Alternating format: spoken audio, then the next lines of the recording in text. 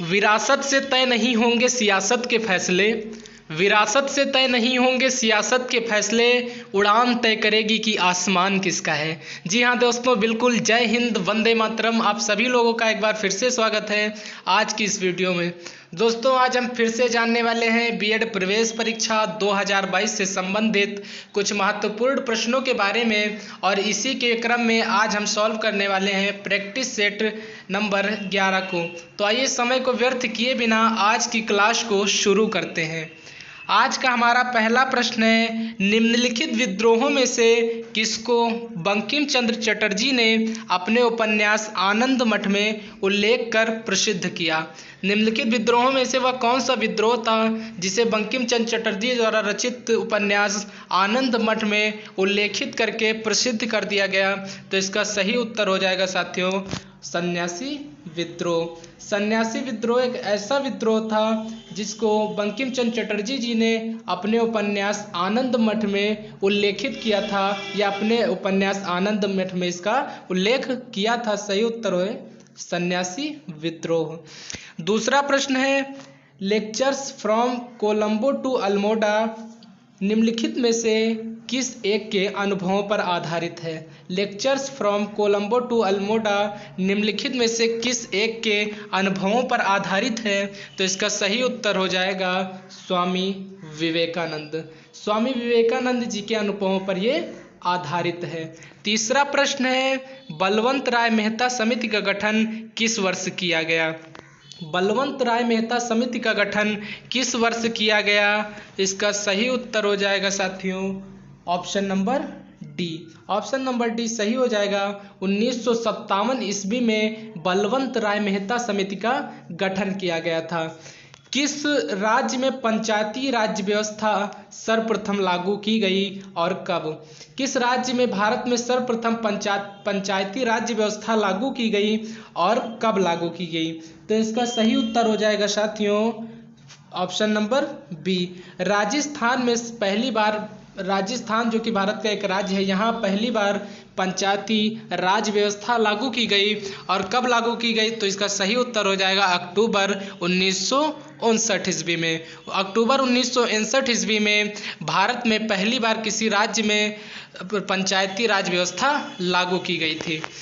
पांचवा नंबर प्रश्न है, भारत का सर्वप्रमुख रबड़ उत्पादक राज्य कौन सा है। भारत का सर्वप्रमुख रबड़ उत्पादक राज्य कौन सा है। तो इसका सही उत्तर हो जाएगा साथियों केरल। केरल जो है ये भारत का सर्वप्रमुख रबड़ उत्पादक राज्य माना जाता है।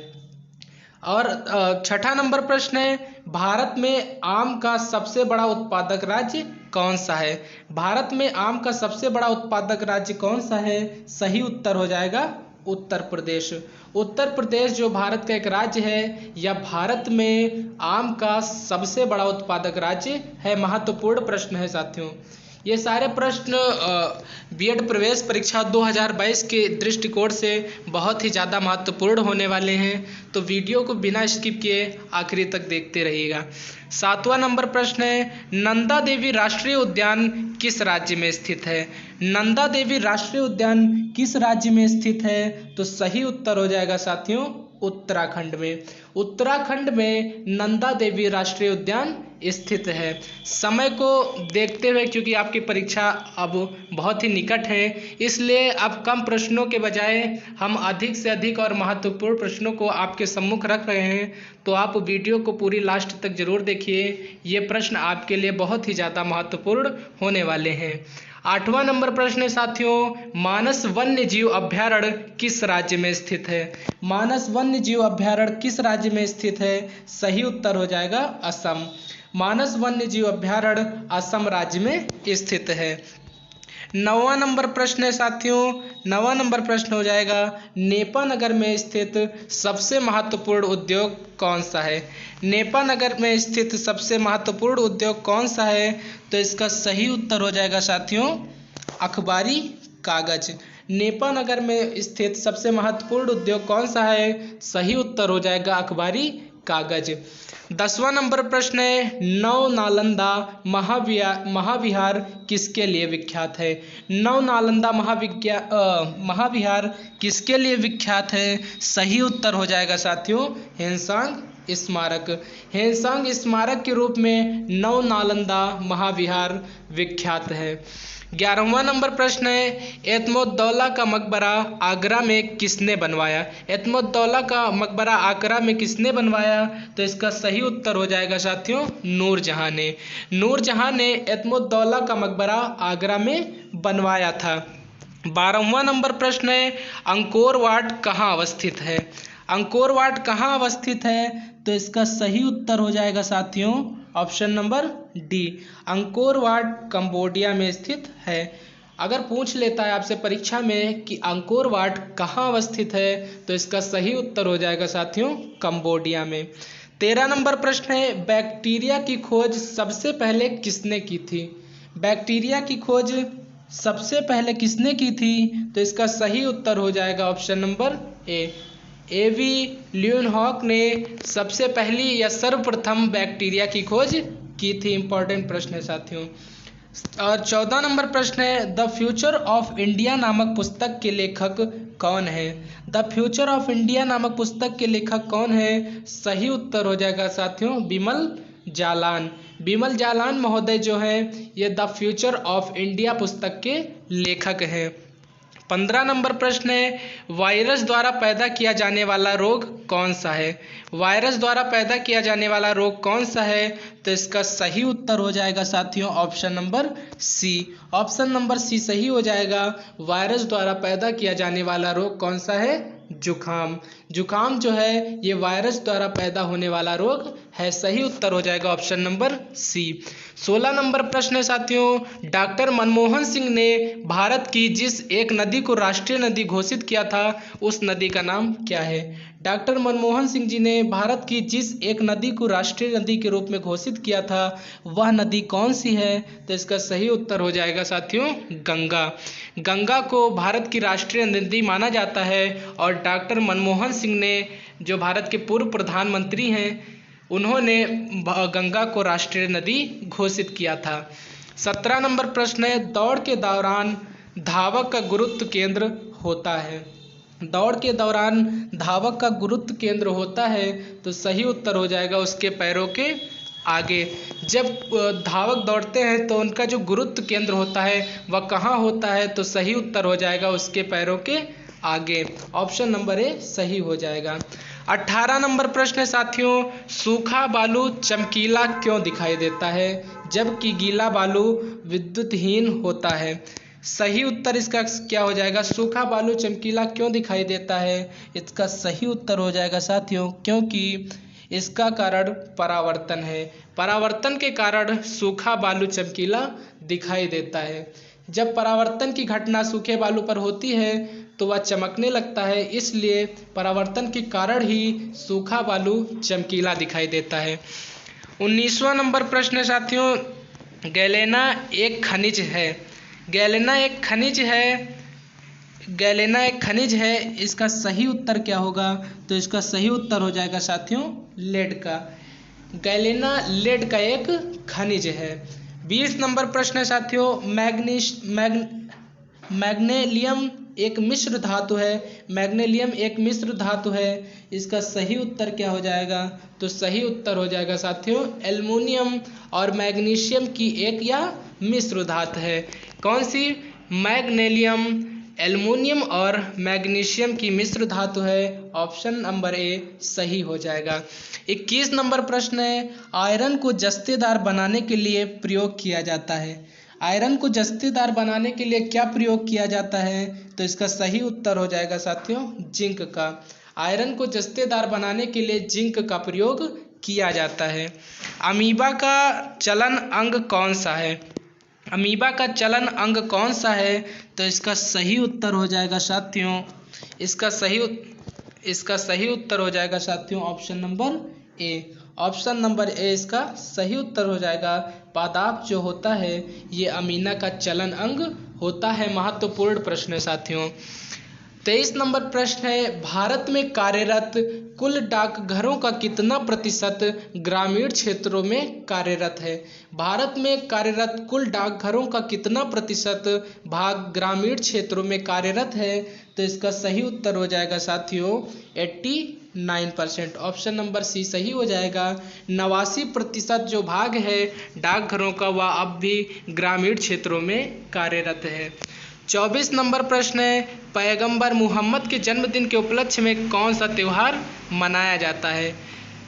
मुस्लिम धर्म के संस्थापक पैगंबर मोहम्मद साहब के जन्मदिन के उपलक्ष्य में कौन सा त्यौहार मनाया जाता है? तो इसका सही उत्तर हो जाएगा साथियों option number D, Eid ul Miladun नबी। ये पैगंबर मोहम्मद साहब के जन्मदिन के उपलक्ष्य में मनाया जाने वाला त्यौहार है। ऑप्शन नंबर डी सही हो जाएगा। 25वां नंबर प्रश्न है साथियों, वह स्तूप स्थल जिसका संबंध भगवान बुद्ध के जीवन की किसी घटना से नहीं रहा है, निम्नलिखित में से वह स्थल कौन सा है?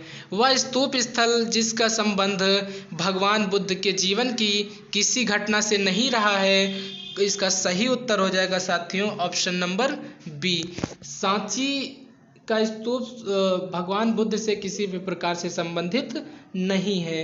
पुराणों की कुल संख्या कितनी है? महत्वपूर्ण प्रश्न है साथियों।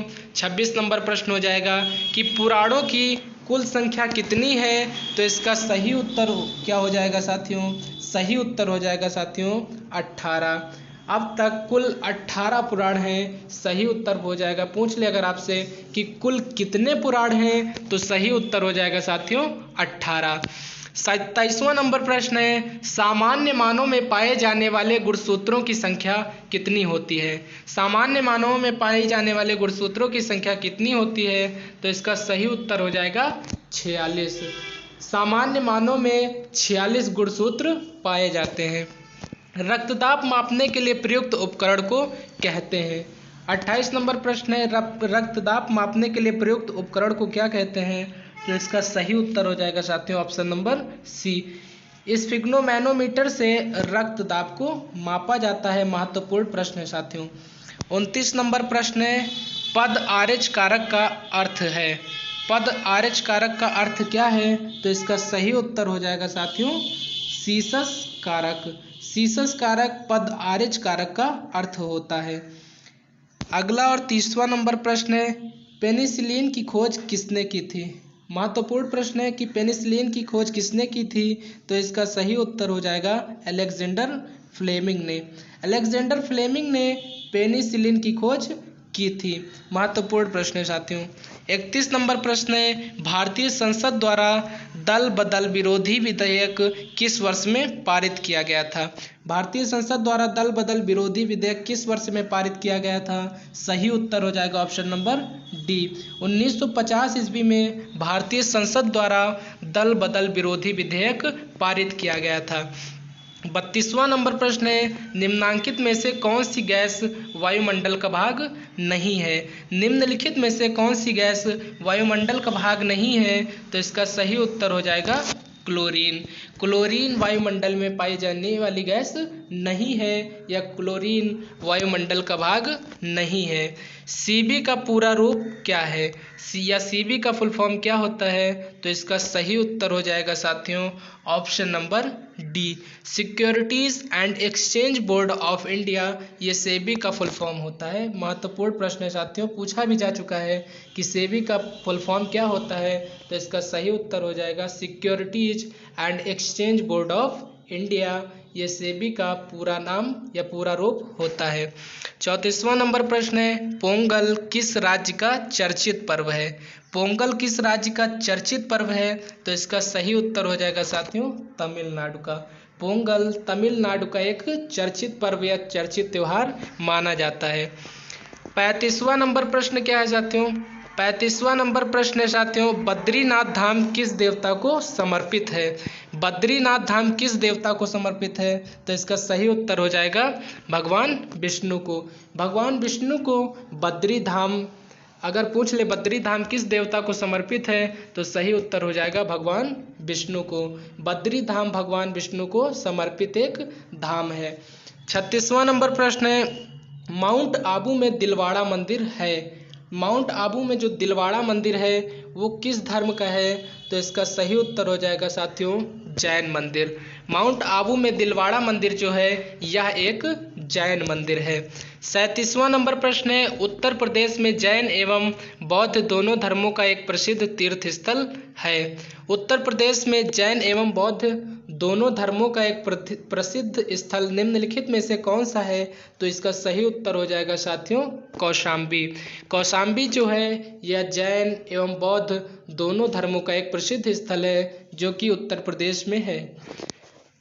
अगला और 38वां नंबर प्रश्न है, निम्नलिखित में से कौन भारतीय दर्शन की अपेक्षा पाश्चात्य दर्शन से कहीं अधिक प्रभावित थे? निम्नलिखित में से कौन भारतीय दर्शन की अपेक्षा पाश्चात्य दर्शन से कहीं अधिक प्रभावित थे? तो इसका सही उत्तर हो जाएगा साथियों राजा राम मोहन राय।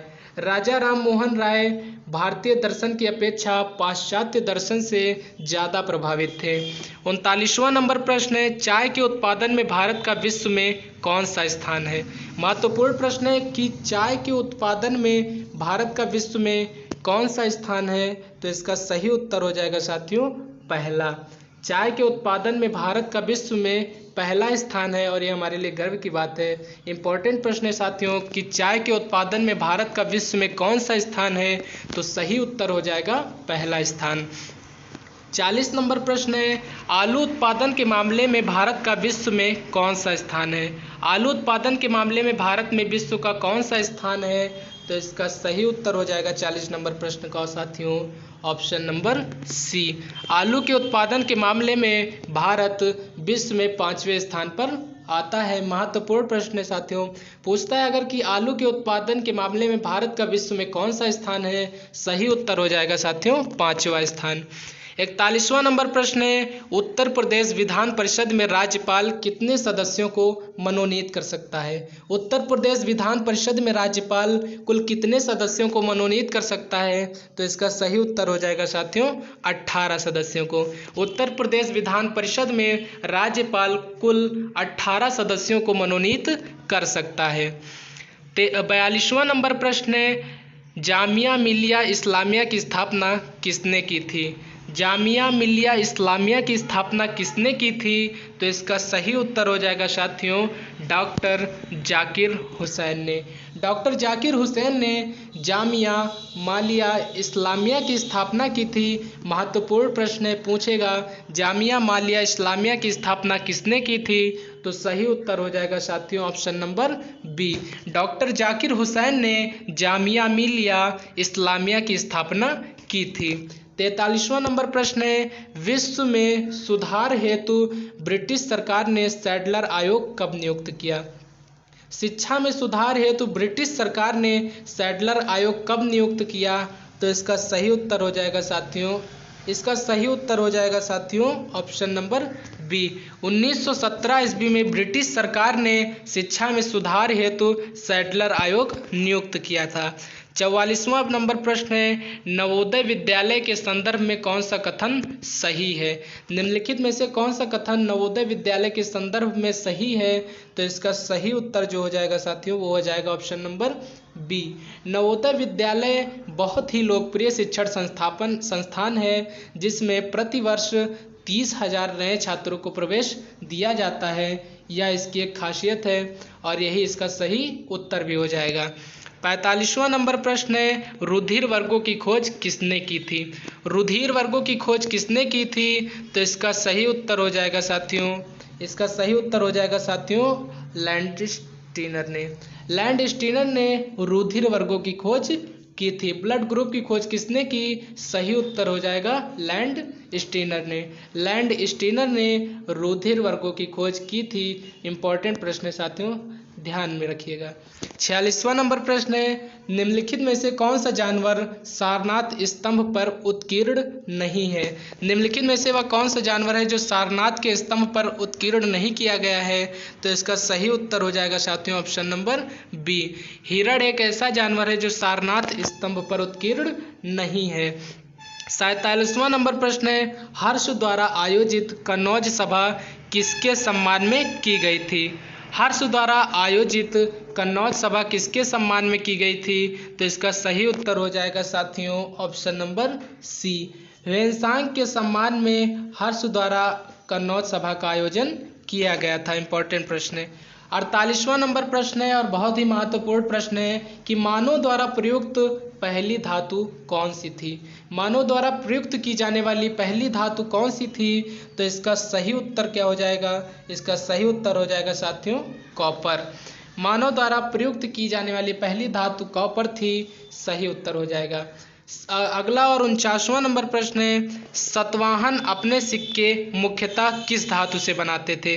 सातवाहन वंश के जो शासक थे वो मुख्यतः अपने सिक्के किस धातु से बनाते थे? तो इसका सही उत्तर हो जाएगा साथियों लेड से। सातवाहन वंश के जो शासक थे वो अपने सिक्कों को लेड से बनाते थे। लेड एक धातु होती है जिससे सातवाहन वंश के शासक मुख्यतः अपने सिक्कों को बनवाया करते थे।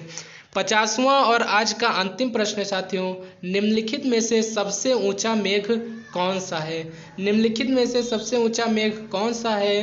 तो इसका सही उत्तर हो जाएगा साथियों पच्छाब मेघ। पच्छाब मेघ निम्नलिखित में से सबसे ऊंचा मेघ माना जाता है। तो दोस्तों आज की इस वीडियो में फ़िलहाल इतना ही। कल मिलेंगे फिर से एक नई वीडियो के साथ। तब तक के लिए जय हिंद, जय भारत।